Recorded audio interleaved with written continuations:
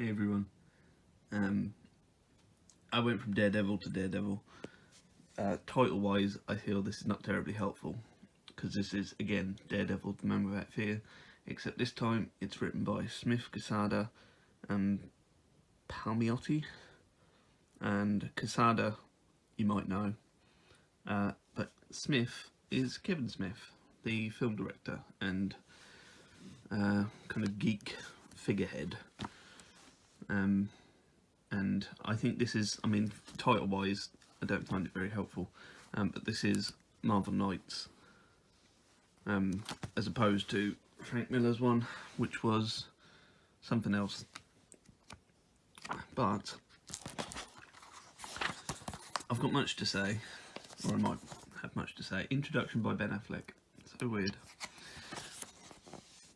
That artwork, like you get these kind of classic shots all the way through the graphic novel, and that to me is how Daredevil should look in artwork.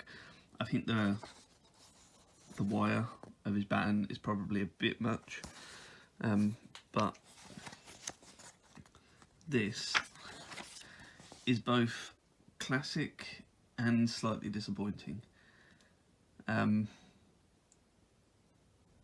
In terms of story and what you get from Smith with a Daredevil story all of his own, he's a geek, right? So in these pages, and this is a proper big, I mean every single page of this is, I was going to flick through but I don't want to because I don't want to spoil anything, but every single page of this graphic novel is story, so it's a proper chunk of a graphic novel. It took me a while to get through, and I was grateful for that. And the geek of Smith is littered throughout the whole thing. There's cameos left, right and centre. Like, you can pick stuff out like in the artwork that never gets mentioned, like in the dialogue, and you can just pick these little details out. Like, I'm pretty sure he's included some of his friends' names in there, if I remember the film names properly. Like, there's just characters from Marvel just all over the place, and there's even a reference to Batman, which was interesting. It made me chuckle, but also kind of stuck out as so bloody obvious. Like, I don't know if it was supposed to be subtle, but it wasn't. The choice of villain is slightly eye-rolling, I'm afraid. Just a little bit. Oh, you know, you could have done better. But he got his chance to write his Daredevil and he let it out, so I get it. In terms of writing overall, there's so many little issues for me with what Daredevil did in this version. Like, his powers seem to switch on and off for the sake of the plot, which bugs the crap out of me. Because, you know, he's the man with heightened senses, right? So that's all senses apart from visual.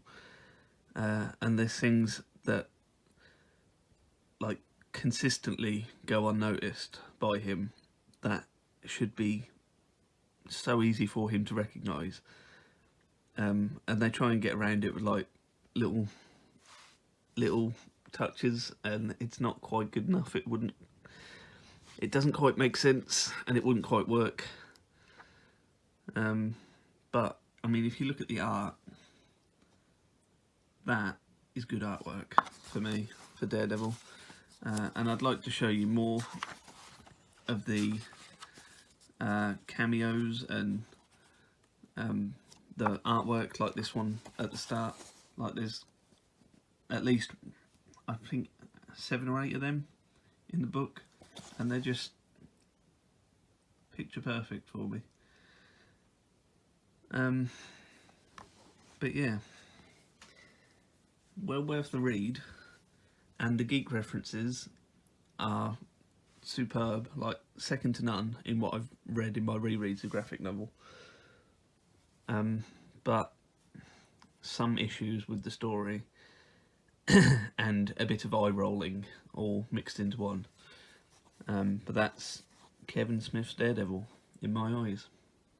And that's all I got. Thanks for watching. Farewell.